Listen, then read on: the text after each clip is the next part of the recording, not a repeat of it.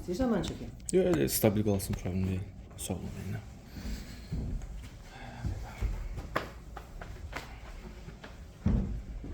Bir daha hamınızı salamlayıram.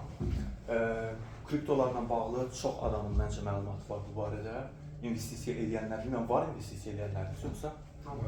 Hamı investisiya edir. Hamı düzüb. Hamı düzüb. Yox, niyə? Niyə deyirsən? O adam spot deyir, saxlayıb birdən yadına düşür ki, məndə spotda nəsə vardı, açıb görür ki, plusdadır. Maraqlı tərəflərdir. Mən əslində necə deyim, tam digital olaraq botlardır, ondan sonra kodlaşdırmaya falan girməyəcəm. Çünki özüm iqtisadçıyam, makroekonomi üzrə araşdırma edirəm. Amma bu 2 həftədə artıq Rusiyada olan IT-lərlə kriptovalyuta haqqında danışırıq. Valut, isti və soğuk valutların açılmasına görə.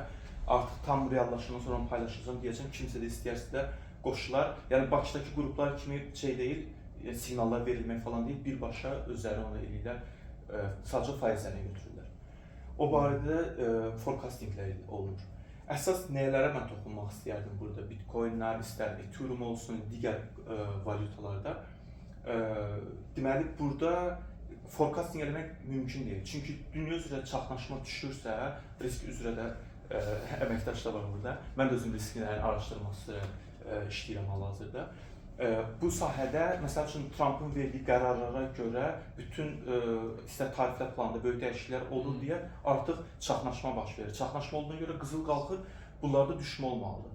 Nə qədər ki, o əsas balinalar deyirlər. Balinalar çıxdıqda bütün hər bir şey çəkə bilirlər.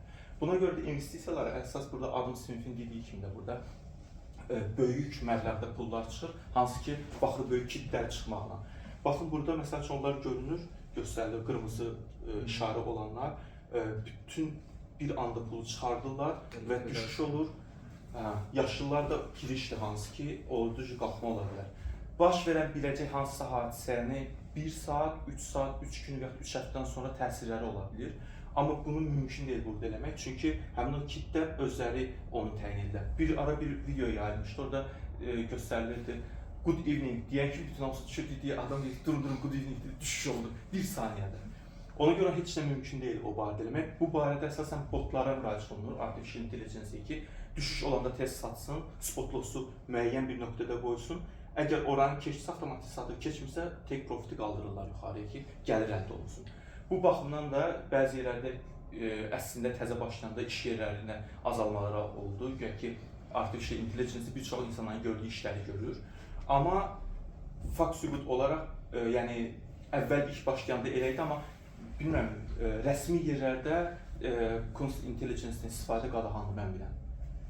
ChatGPT-yə falan yazıb oradan, çünki ChatGPT Wikipediadan da götürür, hər yerdən götürür. Mən internetdə də məlumat qoyuramsa onu da götürür. Ona görə artıq o qadağan oldu rəsmi yerlərdə bildiyimə görə və bu sahədə çox istifadə olunmur. Ona görə məsəl üçün Bitcoinlərdə və yaxud da ki, Ethereum digər sahələr üzrə əsas yatırımları ancaq an olunur. Botlardan da o qədər istifadə olunmur. Burada da insanların artıq necə ki, banklarda illər əvvəl bağlanmalar olmuşdu və orada çox adamların depozitləri batmışdı, hansı ki, risklər onu qarşılamırdı. Burada da eyni bir şey olur. Orada nəzər yetirsəz görərsiniz ki, artıq 2025-ci 86% kimi bir anda yoxa çıxdı. Milyonlarla adam pullarını itirmiş oldu burada, bu sahə üzrə təkcə. Ona görə artıq 2025-dən, yəni bir uzaqda deyil, bir il bunlara bax, çox insanlar, yəni milyonlarla pul etdi. Bunu gözləyirdilər və bir çox dinə tərəf daha çox bağlı insanlar da bu sahələrə investisiya eləmək istəmir. Niyə görə? Çünki pul offshore-lara gedir. Offshore-lar vasitəsilə də terror atakları baş verir. Çünki terror ataklarının maliyyələşdirilməsi heç bir yerdə görmür, hardan gəldiyi bilinmir. Şəxsən mənim bir hadisə başıma gəldi. Tələbə olanda yığdığım pulla, o vaxtı Velsabitdən delivery işləyirdim, yığdım, ev götürdüm. 1984 avro yatırdım depozit kimi ev götürəcəm deyə. Kriptoya yatırılıb offshore-larına yoxa çıxdı. 3 ayda bir milisiyaya getdim, gəldim polisə, Hamburgda pul tapılmadı çünki offshore-lardan çıxdı. Ona görə insanlar qorxurlar bu barədə investisiya eləməyə. Bizim kimi insanlar az yatırırlar, ancaq bunlarla oynamaq olur. Hansı ki, burada switchalar deyirlər, şamlarla. Azca qalxışı olan kimi təqribilə qalxılır, investisiya olunur, tez satılır və biz buradayıqsa bəlkə 10 dəfə qalxıb düşür. Gərək onu daimi baxmaq lazımdır. Ona görə botlardan istifadə olunur. Amma ümumilikdə artıq 2025-dən sonra inanmıram ki, külli miqdarda oraya yatırımlar olsun, böyük bir itirimlərə görə. Çox böyük itirimlər oldu bu sahə üzrə. Belə. Bax, burada da onu göstərirəm. Burada düşüş olan kimi satılır tez və məsəl üçün düşdü, adam deyir ki, bundan sonra mütləq qalxma olasıdır. Təzədən yüksəlişə bay eləyir, yüksəliş üçün alır, təzədən bir də düşür. Bu artıq burada və yaxud da burada koridor yaradır. Həmin koridor dövrlərində artıq məcburi heç nə demək lazım deyil. Ən çox alış-satışıb 3 dalğadan sonra, wave'dən sonra, bundan sonra görünür ki, artıq düşdü. Bundan üçün qalxması yoxdur, minimuma kimi gəlir bu.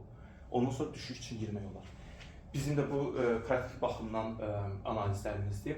Sırf özüm 4 saata 700 avro itirmişəm. 2 ay ərzində ancaq aldığım daşınmaz əmlakın yarı pulunu buradan götürmüşəm, onu deyim, onu spotla. Spota qoyub, noyabrda qoydum, noyabrın əvvəlləri, dekabrın axırını çıxartdım, küllü miqdar oldu. Amma elə oldu ki, bu futuresdə, hətta burada mayın kənarında yazıyorum, baxırdım, 1 saatdan bir 700 çıxa-çıxa getdi. Ona görə biraz qorxuldu. Kim ki digitalda, bu artificial intelligence olsun, botlarla daha çox biliyi varsa, o sahəyə girib yatırım edə bilər. Bir də dediyim kimi, Rusiyada çoxdur bu sahə üzrə məşğul olanlar və həqiqətən Dubaya köçüb yaşayanlar var. Bu sahədə təkcə investisiya edilir, bəli. Burada bilməm, yatırılıb çıxarılan pula görə vergi də tutulur. Dubayda vergidən azad deyib, bütün insanlar oraya qaçırlar. Çox gəlir əldə edirlər. Yəni tanıdığım adamlar var Dağıstandan ki, orada əmlaklar falanlar alıblar. Sırf bu sahə üzrə. İndi buyurun. Yaxşı, indi Bitcoin'in qiyməti düşüb də 55 minə. Bəziləri deyir, ölüb artıq qalxmayacaq. Bir il bundan əvvəl də demişdilər, sonra 100 minə qalxdı. İndi neçənci dalğadır bilmirəm, amma nə məsləhət görərsən? Bax, belə bir şey deyim. 2005-2008-ci ildə böyük bir krizis oldu. Bundan sonra BaFin-də, İCB-də, digər banklar tamiz bir qərara verildi ki, risklərin qarşısı alınması üçün bir çox platformalarda bir şey hazırladılar. Amma burada, məsəl üçün, buna görə, bax, artıq bu hadisə baş verir burada, lack of belief. Artıq inamsızlıq yedir, çünki 2025-ci ildə milyonlarla pul yoxa çıxdı. Və hara getdiyi bilinmir və insanlar getdiyi bilinmir. Başında. Binance'da zaten mərkəzdə kriptonun yeyilirlər, yəni kim yeyir o da bilmir, balinalar deyilir. Çünki bunun əsas böyük fərqi o ki, mərkəzləşdirilməyib. Əgər sən bu pulu Binance ödəmişsənsə, oradan Bitcoin almışsan və yaxud da başqa kripto almışsan, sən pulun hələ də Binance'dadır. Yox, burada mən pul satıb çıxardıram. Pul satılır, hara gedir bilinmir. Başa düşün, məsələn, bunu alırlar, burada milyonlarla bu çıxış olur. Onu deyirəm də, sən böyük fərqlə satıb. Sən 100 min alırsan, uduzursan, 10 min çıxarırsan. 90 minanı Binance'da. Binance'da hanım? Bir adam var. Binance'da deyirəm, çünki şeydə blockchain-də axı bilmirsən, kimin əlindədir. Kim çıxardıb o pulu? Bilirəm onu. Orada şu balinalar kilitlərdir. Hələ ki Binance'dadır. Əgər onu alan Well, o birisi 90 min kim alıbsa, o da ucuz qiymətdən alır. Alıb. Problem odur ki, bilinmir kim alıb və hara gedir o bilinmir, haradan çıxarılır bilinmir. Onda çox vaxtı terror, nə vaxt ki, məsəl üçün böyük çıxarışlar olur. Bitcoin-u satıb başqa bir kripto alırlar. O da Nəsə belə bir şey. altcoin'lər. Məsələn, Ethereum bir dənə ona bağlanan Ethereum, nə qədər ki Bitcoin qalxır, Ethereum da bu formada belə gedirlər. Amma digərləri qorxulur. Solana deyirlər. Məsəl üçün bu IT üzrə çox professionallaşan insanlar yeni altcoin'lər açırlar və yüksəliş olur. Hamı deyir yeni coin'lər var. Alır, aldıqca da qiymət qalxır o sahəyə görə. Nə qədər alırsan o qiymət qalxır. Bir anda düşür, həmin adam yox olur. Həmin coin'i yaradan adam yox olur artıq. Bu sahədə. Azərbaycanda var kripto? O işlədənlər çoxdur. Var? İndi biz Yox, bizim Azərbaycanda belə deyək də qurulan. yox, elə yox. Yox, Mərkəzi Bank nəyinsə üzərində işləyir. Bu da ikinci dijital valütada, dijital manat üstündə var. 2026'da yeni bir şey olacaq. Altcoin deyə bir şey eləmək istədilər 2016-17-də deyəsən. O da ki, səhv eləmirəmsə Ethereum üstündə olan Layer 2 nəsə bir şey olacağı. Sonra onun axırı nə oldu? O şey mining vaxtları. 2016-2017 güclü mining var idi axı. İndi mining yeyilibdi də çatmır. O vaxtları bir də Ethereum keçməzdən əvvəl idi. Ethereum da şeydə idi o. 20-21-də ən yüksək vurdu. Yox, Ethereum-un infrastrukturu dəyişdi də. Proof of work-dan Proof of concept-ə keçdilər. Proof of stake, sən. Proof of stake-ə keçdilər. Ondan əvvəl Ethereum-da mine oldu. proof of work idi. O vaxtı eləmək istəyirdilər. Ona görə burada Əsas əsas oldu bilmirəm. futureslərlə işləmək, yəni ancaq əsas qazanc üçün gold yatırım edərsiniz. Bitcoin'in qiymətinə orada əsasən cycle vardı, çünki reward verdi miningdə və bu mining rewardlar 4 ildən bir dəyişilir. Və burada tendensiya budur ki, misal üçün, əgər reward azalırsa, bir sonraki ildə bu həmişə pik eləyir, ondan sonra pik eləyəndən sonra da aşağı düşür. Normal. Yəni, bu dəqiqə bunun üstündə çoxlu düşüncə gedir ki, bu cycle yenə davam edəcək, yəni 2 il sonra və ya növbəti 2028-ci ildə olmalı səhv eləmirəmsə. Yenə biz 2029-da bir pik görməliyik, yoxsa bu artıq cycle-lar olmaz. Yəni sizin düşüncəniz nədir bu haqda? O barədə də, məsəl üçün, nə qədər ki, Trump administrasiyası neçənci ildə də hakimiyyətdədir artıq, həmin vaxta görə o cür bilinmir. 27 yəni. 27, o da 28-ə düşürsə, 4 ildir də 28, 29. 29 yəni növbəti pik olmalı, əgər cycle davam edəsə. çünki onun elədiyi tarixləri qətiyyən bilmək olmur nə edəcəyini. 28-ə təsadüf edirsə, gözləməyə dəyər, yəni həmin o dalğa baş verə bilər, həmin o şey ola bilər. Nə qədər ki, həmin vaxta qədər orada. Yatırım tövsiyəsi deyil. Deyil. Amma bir dənə dediyim kimi, botları kim bacarırsa, məsəl üçün o qədər o sahə üzrə professional deyil. Botların işini çox gözəl olardı. Alsın öz satsın, alsın satsın. Amma belədir ki, gündəlik çünki bunun over the counter gedir də, yəni sadə yoxdur. Mən bot işlətmiş adam kimi deyə bilərəm ki, bot sərfəli bir şey deyil. Qıraqdan baxırsan, çox şirin görsənir. Amma nə yaxşı, aşağıda alır, yuxarı. O aşağı yuxarı var. Və görürsən ki, sənin dünən qoyduğun 10.000 əslində 6.000-ə çevrilib. Lakin ortada qazanmışsan. Məsələ orada maliyyə nəzəriyyəsidir. Həcək eləmək kimi amma maliyyədə iki cür analiz var. Texnikal analiz, fundamental analiz. Texnikal analizin assumption odur ki, nə məlumat varsa qiymətdə özünü göstərir. Sənin əlavə bir analiz aparmağına ehtiyac yoxdur. Yəni qiymətin dəyişimi və volumda, bu volum dalğacı. Bunları analiz eləyərək qiyməti project eləmək, forecast eləmək olur. Fundamental analiz deyir ki, nəyəsə bir şeyin dəyəri var. Bu fundamental analiz deyir ki, bu dəyər hardansa gəlməlidir. Məsəl üçün Apple şirkətinin səhmi var, Apple iPhone satır, yəni bu KPI-ləri var, financial statement-ləri var. Burada toqquşma var ki, Bitcoin-in dəyəri nədir? Məsələ bu fundamentala gələndə, bu botlar da texniki analizisindən gedir. Texniki analizisdən nəsə bir şey olar mı? Ola bilər. Mən yatırım verməmişim deyə ki, kriptovalyuta. Heç eləməmişəm də. Çünki o fundamentalist cəhətdən baxanda görmürsən bunun fundamental dəyəri nədir? Yəni bu fundamental dəyər decentralized bir payment infrastructure-dırmı? Stablecoin gəlir. Aslında da decentralized-dir, eyni texnologiyanı işlədir. Use case spesifik nəsə ola bilər ki, hansısa bir coin nəyisə maliyyələşdirir. Yəni bir use case var və bu use case-i maliyyələşdirmək üçün coin buraxılır da. Bu da nəyəsə üstündə qurulur. Ethereum-da ya Ethereum üstündə qurulur, fərqli şeylərin üstündə qurulur. Bu artıq coin-in dəyəri deyil, bu use case-in dəyəridir. Mən biznes açıram, biznes maliyyələşməni bankdan borc kimi yox, coinlərlə elə bir nə deyirlər buna, peer-to-peer crowdfunding, eynən o formada coin üzərində gedirəm. Bu artıq coin-in dəyəri deyil, mən biznesimin dəyəridir, sadəcə maliyyələşmə metodudur. Ona görə bu biraz botlarda da, məsələn, şübhəlidir, yəni belə skeptikam o mənada. Bu artıq əvvəldən də belə olub, bundan sonra da belədir. Botları da çox gözəl. Məsəl üçün, həqiqətən baxın burada assume eləmək olar ki, burada bot olsa burada satacaq burada, təzən biraz alıb bir də satacaq. Dediyin kimi qəpik qazanır. Amma forecast eləmək mümkün olursa burada sat tam sonuçda və ya buradan al yüksəliş üçün. Amma mümkün deyil bunlar. Mümkün deyil. Ona görə ancaq ya üstündə oturub onları bir analiz eləsən, biz 2 həftədə eləyirik, demo ilə eləyirik. Yəni qazanc var, amma bizə maraqlı analiz eləməkdir. Onu da tam şey eləyəndən sonra, platformanı qurandan sonra deyəcəm. Nəticəsini mən. Çünki belə danışırıq, axıda bilmirsən nəticə. Faktor kimi nəsə əlavə eləyirsiniz, price-a təsir edən nəsə əlavə bir faktoru varmı? Yox. O yoxdur.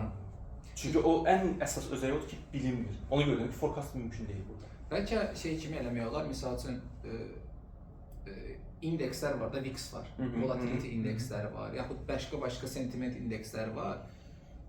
Faktor investing şeylərdə, maliyyə sektorunda çox yayğındır da. Müəyyən bir şeyin, misal üçün S&P-nin hərəkətlərini faktorla, yaxud hansısa bir stock indeksin, hətta hansısa bir aksiyanı belə faktorla izah eləməyə çalışmaq olur. Bu sahədə nəsə bir araşdırma varmı ki, bunun faktor üzərindən ki, yəni ya makroekonomik parametr Çox ola bilər, Çox varmı? Qismən nələr sili var. Trading View'da Aha.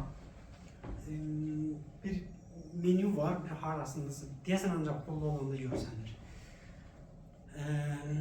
Alimlərin deyim, nə bilim, araşdırmaçıların özlərinin qoyduğu funksiyalar var.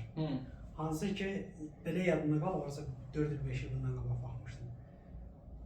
O müəyyən qədər draw eləyə bilir gələcəyi. Orada sənin söylədiyin faktorlar nəzərə alınır. Twitterlərə baxanlar var idi o vaxt. Sentiment filan. Sentimental məsələlərə baxırdı, nə bilim. Bu gün baş verən deyir ki, bax bu gün nə ki baş verir. Demək olar ki, səbəbsiz baş verir. Qeyri-müəyyən. Tamamilə səbəbsiz, hal-hazırda düşkünlük var. Niyə? Heç bir səbəbi yoxdur. Exogen şok deyirlər də, exogenous Və şok. yaxud da bəzi tutaq ki deyirəm, müharibə faktoru varsa, məsələn deyirəm, silah şirkətlərinin stokları qalxmalı idisə, məsələn deyirəm, düşür. Tamamilə tərsinə olur. Varsa, Ortada whale var. Küsüm qrup falan. Ortada whale var. Onlar oynayır. Şok. Niyə oynayır? Bir 10 cür cavab var, 30 cür cavab var. Hələ bizim təsəvvür edə biləcəyimiz cavablar. Təsəvvür edə bilmədiyimiz nə qədər siyasi məsələlər var. Yəni bizə qalanda mümkün deyil. Ben araştırdığım mövzuda bir dənə spesifik bir paper var idi. Orada empirik data üstündə araşdırma aparmışdılar ki, mərkəzi bankların bu digital valyuta gələcək tema, mərkəzi bankların digital valyuta ilə bağlı açıqlamaları maliyyə bazarlarına və kriptovalyuta bazarlarına necə təsir edir? Düzdür, indi confidence faktoru nə qədər güclüdür, nə qədər izah edir, ekonometrik analizisdə bunu datanı atırlar, empirik analiz verirlər. Bu faktor bunu müəyyən qədər əvəz edir, filan qədər confidence-dən deyə bilərik ki, təsir var ya yox. Correlation şey tərəfdə deyil, istiqamət cəhətdən correlation yoxdur, volatillik cəhətdən correlation var. Yəni ki, Mərkəzi Bank nə qədər ki, regulator ayağını atır, deyir ki, mən bu bazarı regulate edəcəm, bazarda volatillik artır. O regulator nə ilə edir? Necə deyir? Mərkəzi Bank çıxır, deyir ki, biz bu qanunvericiliyi qəbul edirik. Məsələn, Trumpın çıxıb Genius aktı eləməyə kimi. Yaxud da ki, Mərkəzi Bank deyir ki, digital valyuta olacaq, amma hamı 5000 euro tutacaq.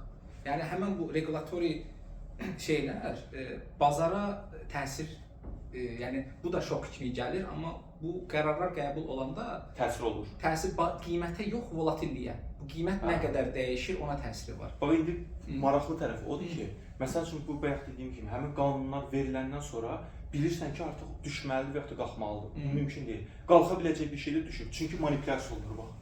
Məsələ düşüb qalxması deyil, nə qədər o range var da.